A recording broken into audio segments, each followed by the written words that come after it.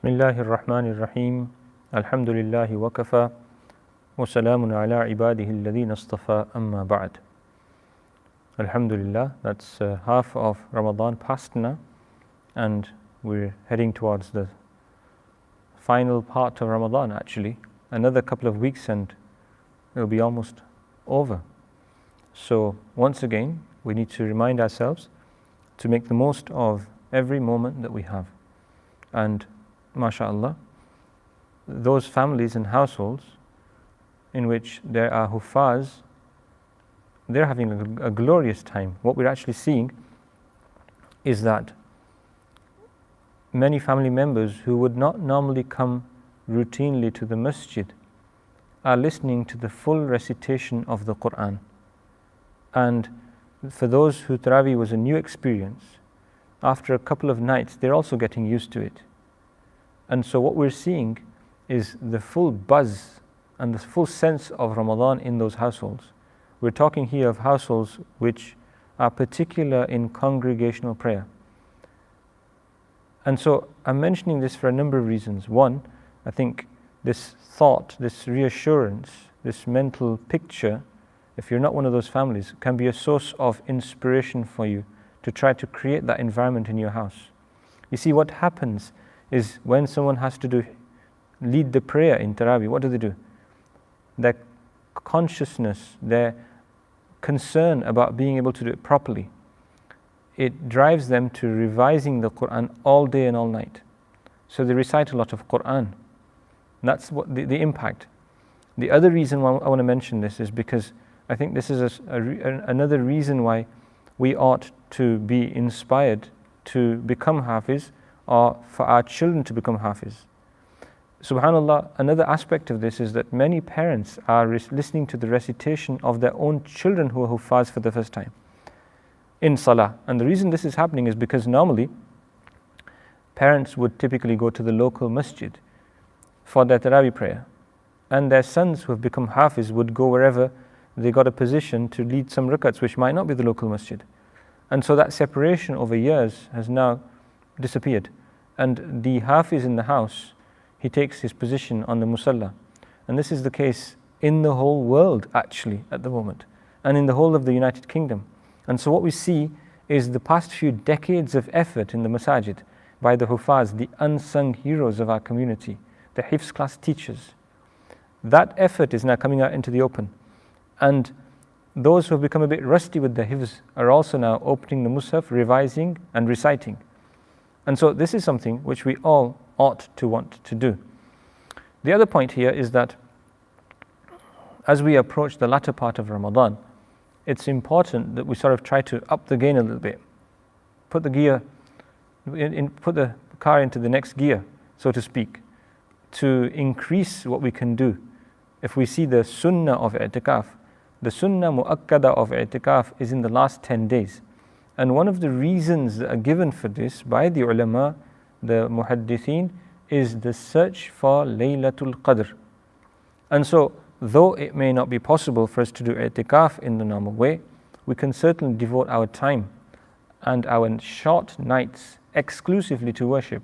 It's easily done for those who don't have a heavy work routine in the daytime, to spend the entire night, or at least a substantial proportion of it, in the worship of Allah Azza wa Jal.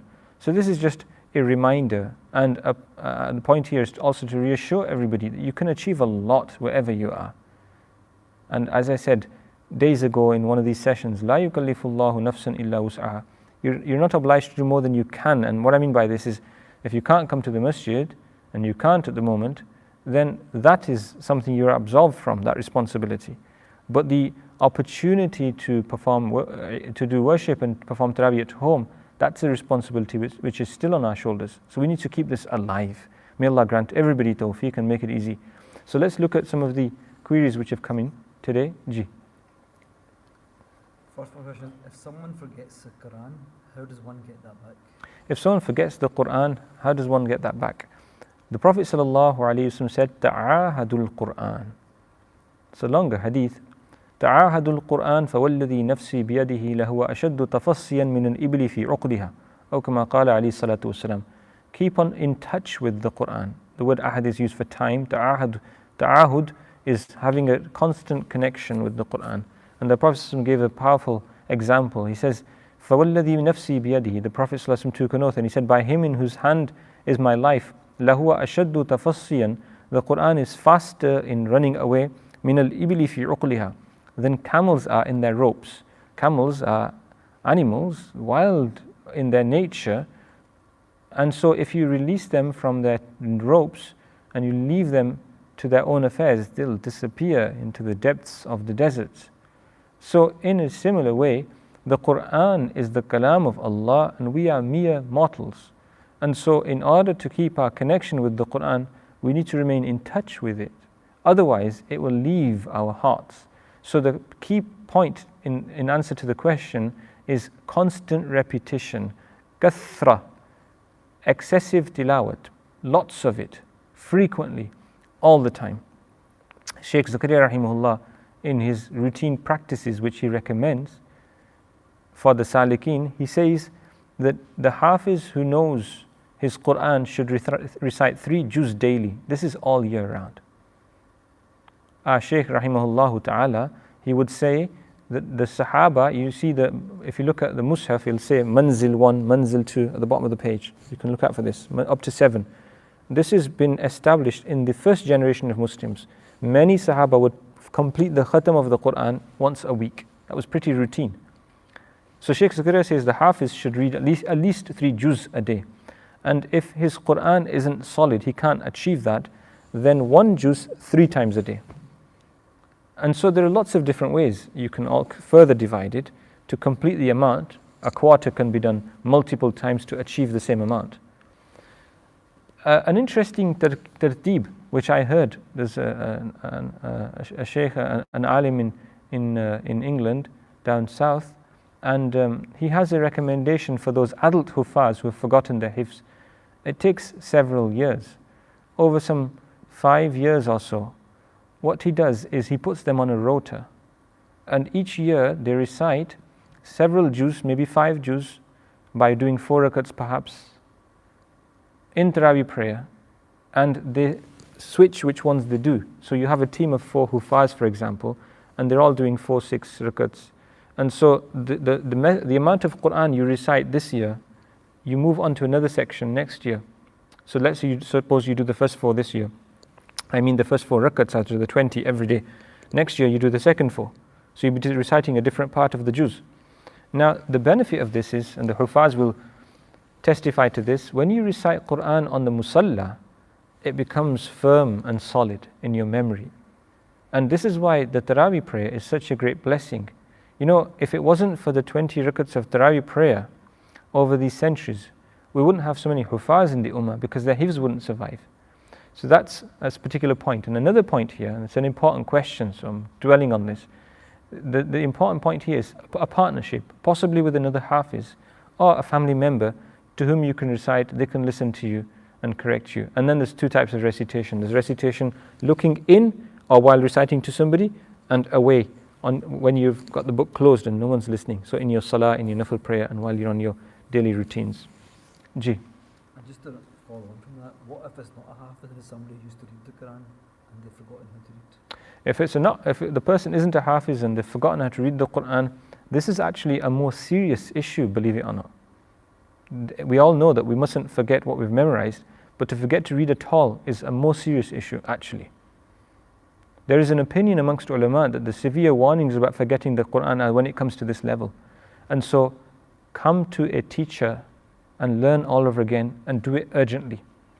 If it's under lockdown, do it online now. Find a teacher and start reciting again, start learning how to recite, and revise the letters. And it's something we ought to do istighfar and tawbah for as well, repentance. Ji. Is it permissible to take antidepressants? Is it permissible to take antidepressants? Okay, there's some context here. It's a medical question. I'm not going to give a generalized answer. I don't think it's appropriate. I would certainly say that off prescription, without prescription, no. And with prescription, there'll be caveats. So what I recommend is that you privately email and we shall give you a written answer, inshallah. Ji. What do you do if you have several complicated health conditions and there's no treatment available? What do you do if you have several complicated health conditions and there's no treatment available? Look, in one hadith, it's mentioned, مَا أَنزَلَ اللَّهُ دَاء إِلَّا أَنزَلَ بِهِ شِفَاء أو كما قال عليه الصلاة والسلام. Allah didn't send any illness down except that He sent a cure and shifa for it. So the only thing you can't cure is death. When it comes on its time, you can't delay it. And you can't reverse old age. It has its own effects.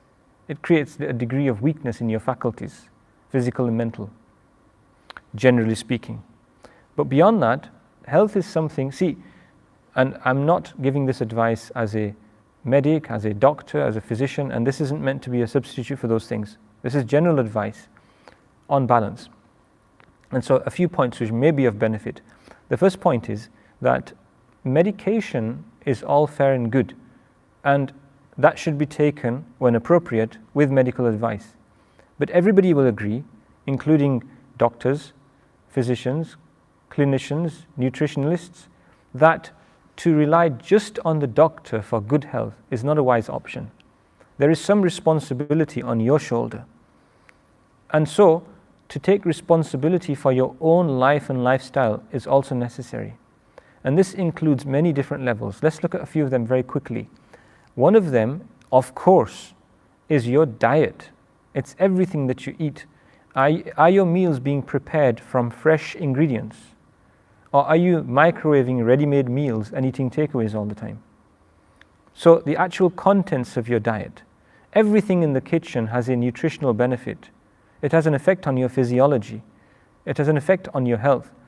Every herb that you use, every ingredient, your garlic and your onions and your coriander and your mint leaves and your herbs and spices, and then which meats you choose to eat, and which vegetables and which lentils you choose to eat, and which type of flour that you use, all of this, which kind of cooking oil or fat you use and how much of it.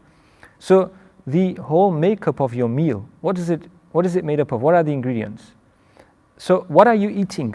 Are you eating junk? Are you eating healthy food? Number two, what are the proportions of your meals? Are you eating an appropriate amount? Are you being underfed, or, as is often the case, eating too much?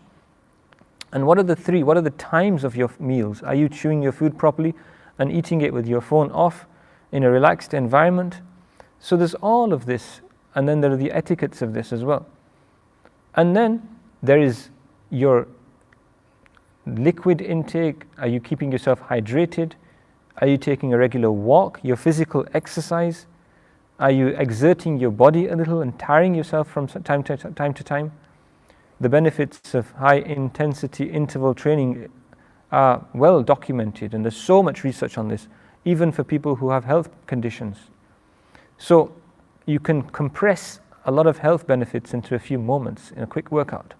So there's this aspect, your exercise routines. Then there is also your sleeping routine. Do you go to bed on time? Do you have a fixed pattern? How is your sleeping pattern? Read your du'as, do wudu, and go to bed on time at a fixed time, and keep your phone off on silent or do not disturb mode. And don't look at the bright lights of your phones and screens at bedtime so your sleep doesn't go away. This element.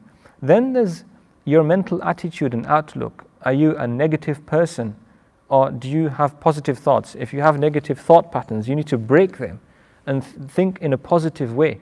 A positive affirmation in your mind, which should keep coming to the forefront of your mind. And you need to practice this if you have a habit of thinking negative thoughts. And then your social interactions with other people. How is your work situation? How is your family situation? How are your relationships?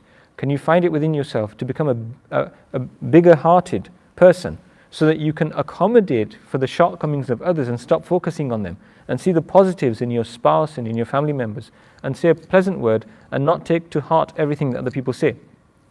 Can you avoid suspicion and su'u dhann about other people, so you're not thinking everybody's bad in the world and they're all out to get me? So this aspect as well. So the combination of all of this, in addition with lots of dua. And shifa is something we ought to search for, and it's something we ought to educate ourselves for. If there's one type of education which is the most useful after our deen, It's education related to our physical health. And there's no doubt about it. Your own physical well-being. In fact, in some senses, the health comes before the deen as well. How? Because number one, if there's no health, then you can't practice your deen properly. You can't perform your salah properly, you can't fast, you can't earn enough to be a person who gives zakat perhaps, you can't do hajj. Your entire deen is affected. You can't visit sick people, you can't participate in the janazas, you can't do i'tikaf. There are so many things. You can't study knowledge because of your health condition, if your health condition prevents you.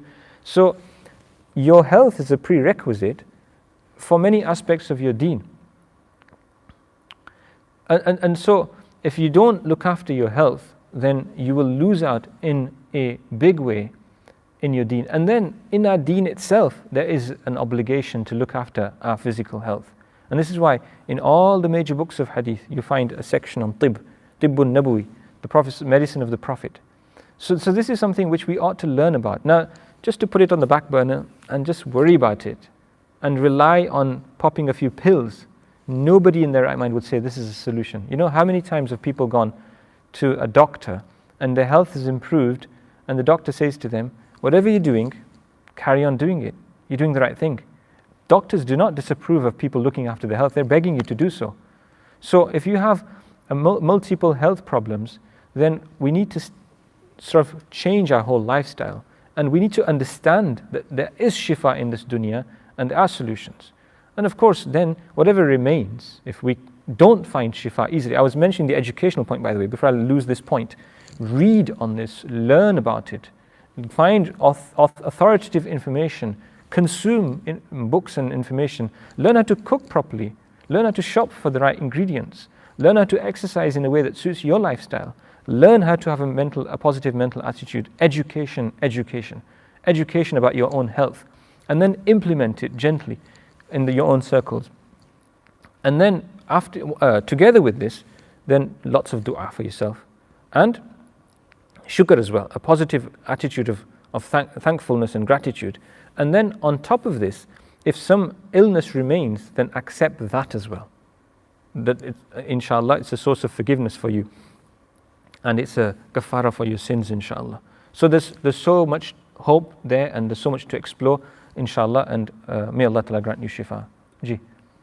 Is a person's prayer valid if they cannot read Surah Fatiha properly?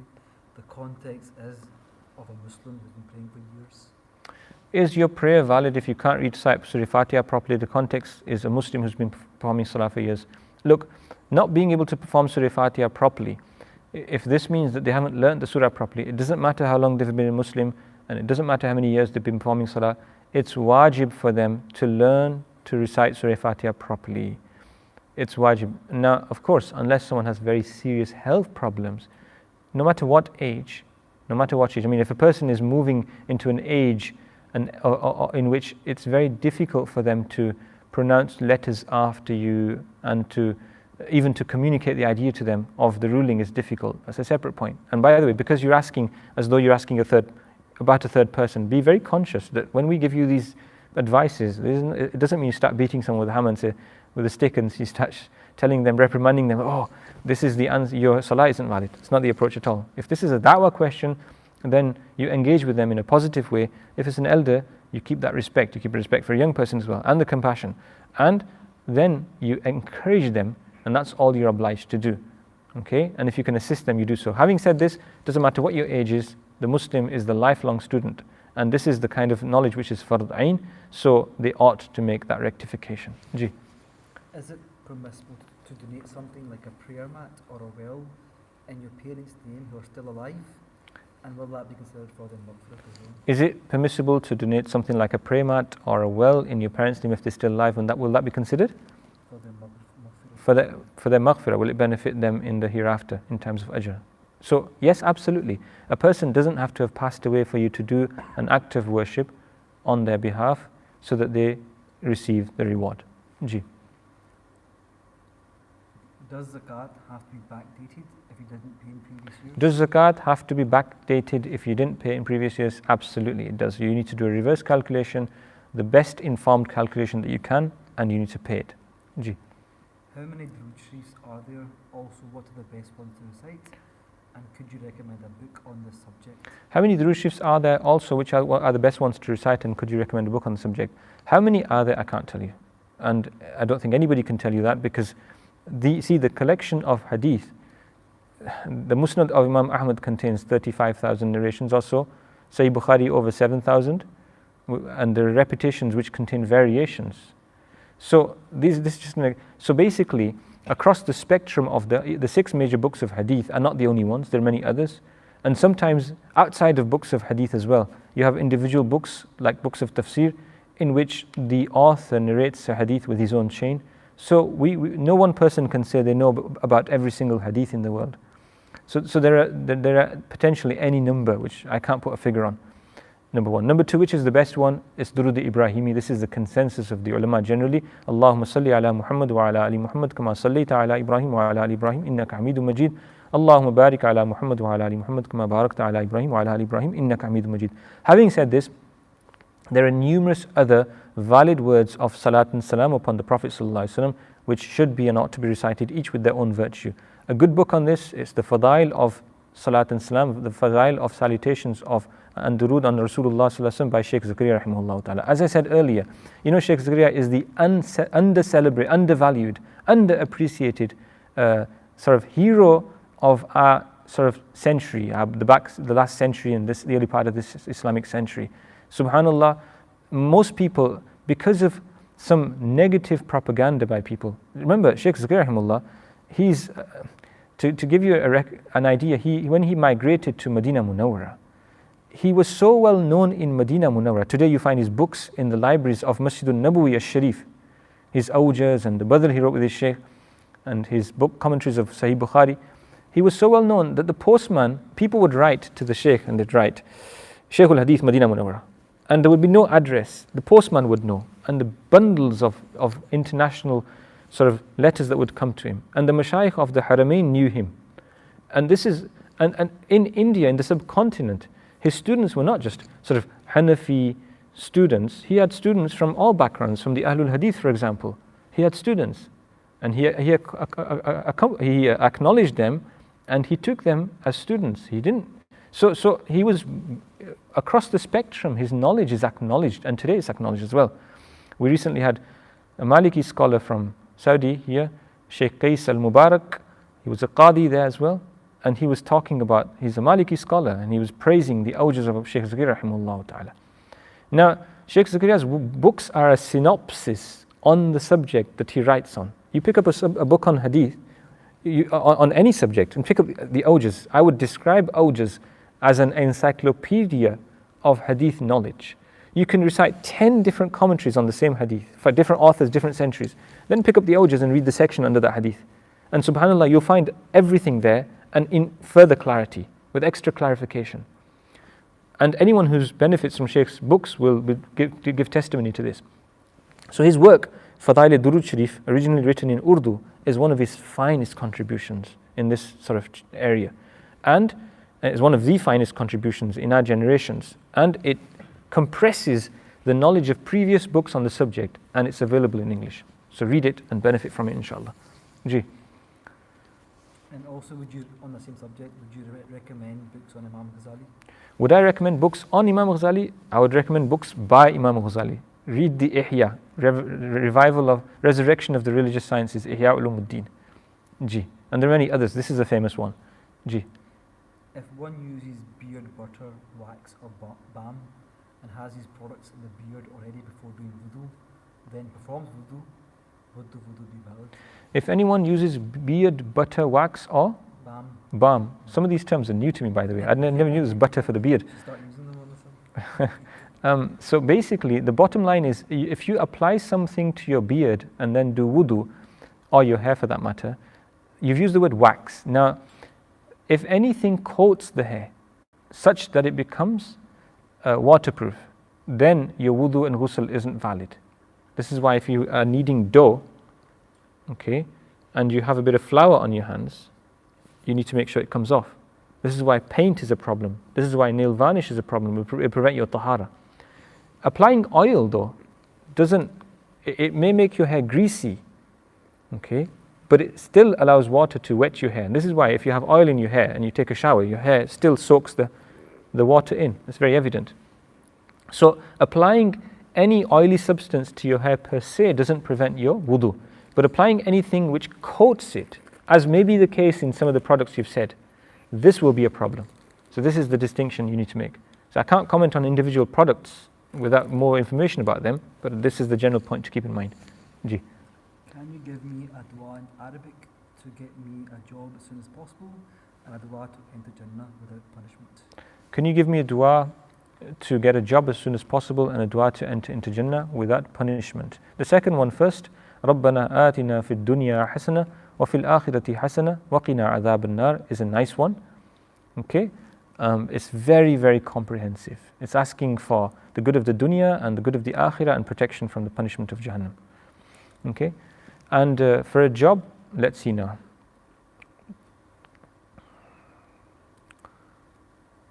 Allahumma inni as'aluka ilman nafi'a wa rizqan wasi'a wa amalan salihah is a dua you might like to read.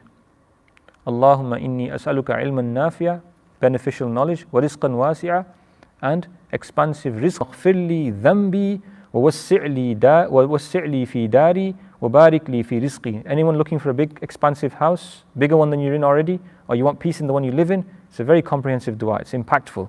Allahumma اغفر لي ذنبي. Oh Allah, forgive my sin. ووسع لي في داري, and expand for me my house. Make it spacious. وبارك لي في, and this can also mean in a figurative sense. So if you feel unhappy in your home, Allah Ta'ala may open it up for you, it becomes a peaceful place for you, or a bigger house. Both meanings. وَبَارِكْ لِي فِي رِزْقِي, and grant me barakah in my rizq. So this one dua, it includes both of your points, inshallah. Ji. And there are many others. We've got the dua series on YouTube, and also if users have specific dua requests, you can find Muslim duas to that effect. Yep, there's a dua series in which we normally post dua most days of the week.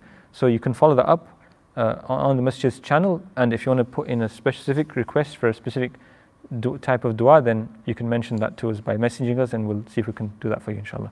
Ji. If a hat you wear is on the floor, do I pick the hat up because you will lose knowledge? Is this correct, or is this superstition? If there's a hat on the floor, Yeah, and that's one that you normally would wear. and it's the one you normally wear, Yeah. do I pick it up, or is this Do you pick it up because you will lose knowledge? because I'll lose knowledge, or is this superstition? Sorry, on the previous question, another powerful wazifa and another powerful recitation which is mentioned in the Quran, which has the benefit of lots of rizq, is istighfar. Surah An-Nuh. Istaghfiru rabbakum innahu kana ghaffara. It'll make you rich and you'll have a big family. All the other benefits, there's a long list here. Innahu kana ghaffara. Yursil sama, it'll cause the rains to fall, there'll be no drought. Istighfar has lots of virtues. So that's another one. On this point, look, anything which is a symbol of the sunnah, if to show disrespect for it is inappropriate. So so as such, you wouldn't fling the hat onto the floor, the sunnah, the hat that you wear for the sunnah, because it does have a connection with the Prophet's sunnah as such. And so in general, it's not something that, this applies to any such thing. This applies to other things as well. There's respect is shown to a pen because it's the instrument of knowledge. So no, it's not superstition per se, but nor does it mean that if you accidentally drop something, you now need to become paranoid.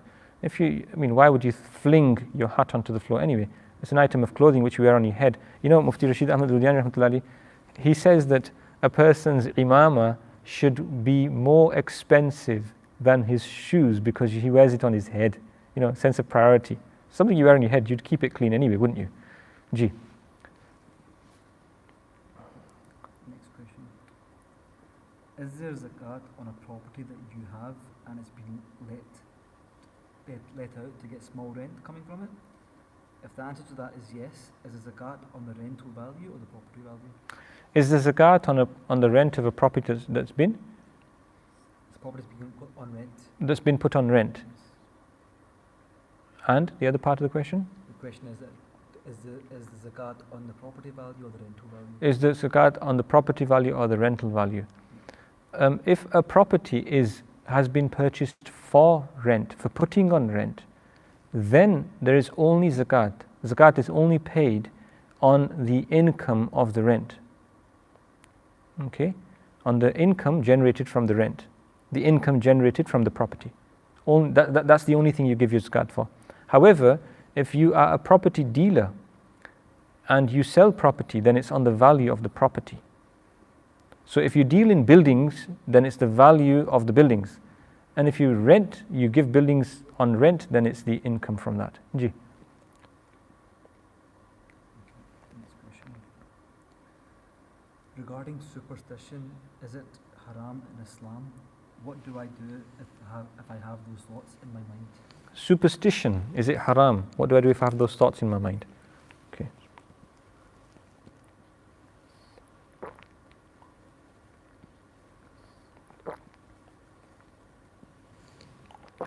What is superstition, first of all? Let's define the word. Superstition is to assume that there's some hidden influence, isn't it? You attribute something to something. You attribute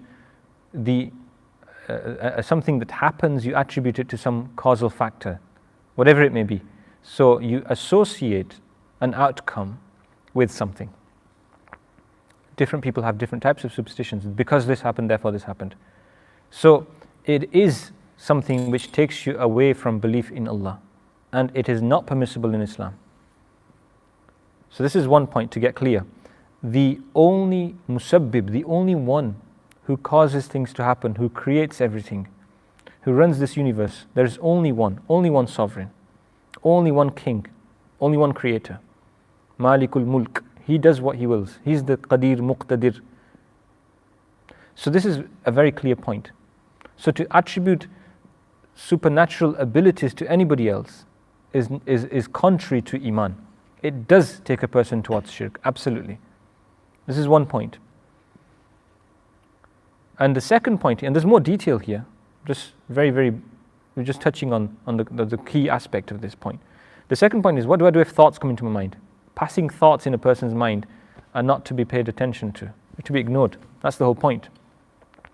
So if a person has waswasas, even waswasas of which would take a person out of Iman if they believed in them, they are still just waswasas. Do you know, I'm going to tell you something. If you've not heard this, you may be surprised to hear it. It's mentioned in hadith. Waswasas can be a sign of Iman. Does that sound paradoxical? Well, the way it works is like this. See, shaitan has no business to try to steal the faith of a person who has none.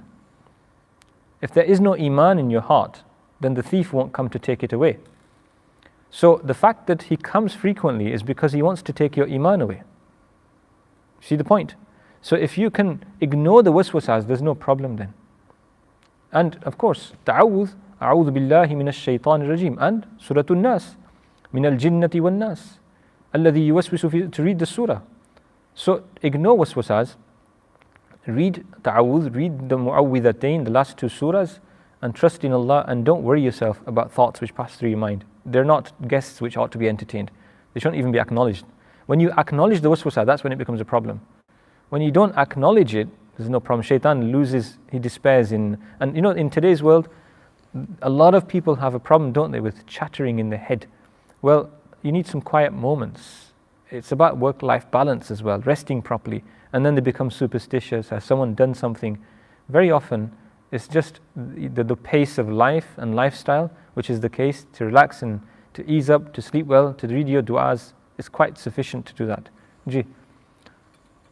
How do you find out if you're affected by the evil eye? How do you find out if you're affected by evil eye? I don't have a direct question to that. What I can say is that although there is such a thing, al-aynu haqqun, it's very easy to resolve it as well. And there are various approaches to this. So one of the tried and tested methods which you may find effective in Suratul Qalam, Noon wal Qalami wa ma yasturun, the 29th juz. This is the second surah. And the closing verses, وَإِن يَكَادُ الَّذِينَ كَفَرُوا لَيُزْلِقُونَكَ بِأَبْصَارِهِمْ لَمَّا سَمِعُوا الذِّكْرَ وَيَقُولُونَ إِنَّهُ لَمَجْنُونَ. If you recite this, you can't do this for yourself. If you do it for yourself, then you would blow on your hands and then pass your hands over yourself. Otherwise, if you can ask somebody to do it for you, if it's recited 27 times and the person reciting it blows into the nostrils, social distancing aside, you're not someone you're isolating from. Okay, inshallah it'll be a cure. And there's this masnoon dua which everyone should recite for themselves and their children. Allahumma inni a'udhu bika min kulli shaytanin wa hamma wa kulli aynil lamma. Allahumma inni a'udhu bika min kulli shaytanin wa hamma wa kulli aynil lamma. This dua is a protection from the ayn as well. So read the dua if you have a thought that it may have happened, and then forget about it. Recite the dua regularly, but don't become obsessed with something happened. Ji. Who is reliable to do ruqyah? Who's a reliable person to do ruqyah? Who's a reliable person to do ruqyah? Someone who doesn't take advantage of your vulnerability. Anyone can do ruqyah in principle, but there's a big problem with people taking advantage of your vulnerability and ripping you off, frankly. And so find a pious person, as you would for all your other affairs, and a person who has fear of Allah. And my suggestion would be that you find some low profile person who isn't interested in these things, and you have to persuade them, because he'll do it as a favor for you. Anybody, some person in your locality who reads a lot of Quran or something, a pious person, and say, please, may Allah may put shifa into your words, and ask him to do ruqyah for you. And all the words of the Quran and all the names of Allah are shifa. So you don't need to obsess over which words are to be read. Yes, there are particular effects of certain verses, no doubt. But when this has become an international trade now, and the consequence of this is that vulnerable people fall into this trap, and then they're just constantly chasing, and this affects their deen. This affects their deen as well. Rather than encouraging people to trust in Allah and make dua and read their mu'awwidhatain and ayatul kursi, when they are told in their condition of vulnerability that someone has done this to you, then this becomes a mental illness in its own sense, because they believe everything they're told in this state of being gullible. And so a lot of people come to harm, and it takes you away from the door of Allah. Dua alone can solve these problems. Dua alone can solve these problems. So, if there's something wrong in your life, use common sense to resolve it. Good common sense, and make your du'as and read your own mu'awwidhatain. And then don't go too far beyond that. If it's a medical condition, then take the asbab of good health and don't constantly chase the next person who has who you're told has a huge reputation for curing all sorts of problems. What happens is then your focus may move from the Almighty towards others, and then when you go from one, let's suppose, for example, you go to one person and he's genuine, and then next time you end up going to somebody else, you can easily end up in the hands of someone who isn't genuine. So while many people may not approve of this particular statement, I don't hold back in saying it. My general recommendation is exactly what I've said, and I stand by it. Ji. So the final question. Ji. Lots more, but we don't have enough time, unfortunately. So Right. We'll take this one. How do you know if you have a good jinn inside you? And how could you remove the jinn on your own? How do you know if you have a good jinn inside you? And how can you remove it? On your own? This whole thing. Okay, let me be clear. In the light of the Quran Sunnah, possession is possible, but it's not as common as people think it is. Okay? So the short answer to this is that I don't have a one-word answer for you. It's the previous point. You read your mu'awwidhatain, and then don't assume things about yourself. Why would you assume that there's a jinn inside? Let me mention a story to you. A lot of people, they hallucinate. Okay? They go to sleep and they wake up and they're in this state of being half awake, half asleep, and they'll say, someone came and sat on my chest and I couldn't move. Now, this can also happen, I'm not saying it necessarily does to everybody, but it can also happen because of undigested food in your stomach.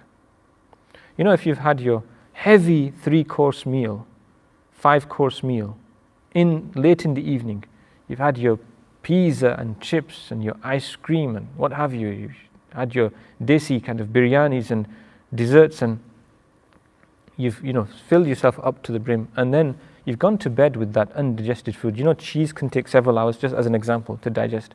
And then you can mix some sugars into that. What do you have? You actually have fermentation in your stomach.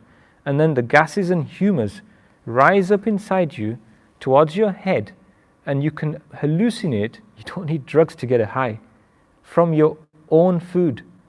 And if this becomes your routine, then you can develop a sleeping problem and develop a condition in which you frequently have frightening dreams because your stomach isn't clearing properly. You don't have a regular routine. And so what happens? So our Sheikh mentioned an incident. He says, this man came to me, and he says, the man says to the Sheikh, he says, you know, I've been told I have a jinn. He comes and sits on me, and I freeze, I can't move, I'm frightened. And Sheikh asked him, he says, what time do you have your meal? He says, late evening. He says, well, look, there's no jinn. He says, what you do is you miss your evening meal. Miss your evening meal and just have a bit of fruit and then go for a long walk. He says, a couple of weeks later, he came back. He says, my problem is completely resolved. So, you know, don't just jump to conclusions. And like I say, don't allow yourself to be so gullible that you end up in some trap and you begin to believe things about yourself which may not even be true. G. One last one, Munasab, sorry. So this is quite a detailed one. So I'm a Bangladeshi citizen, and currently I live in Glasgow for my studies. I have some money in my Bangladeshi bank account. I want to pay zakat from that, but it is not possible to withdraw that money without my signature. Therefore, can I borrow money from my brother from the same parents, and we're living together in the same family, to pay my zakat? Or what else do you suggest? Okay, so I'm a foreign student, in short, and back home I have a bank account which I can't access at the moment to pay my zakat. Can I borrow money to pay my zakat? Yes, you can. You're borrowing money from somebody else to fulfill your own need. You'll owe it back to them, and your responsibility will be fulfilled. G. That was Final question. The rest we'll do tomorrow. Yeah. So okay, inshallah, if Allah wills, we'll have another session tomorrow. For now, if Allah Ta'ala accept what we said and make it a source of benefit. وآخر دعوانا الحمد لله رب العالمين وصلى الله تعالى على خير خلقه سيدنا محمد وآله وصحبه أجمعين.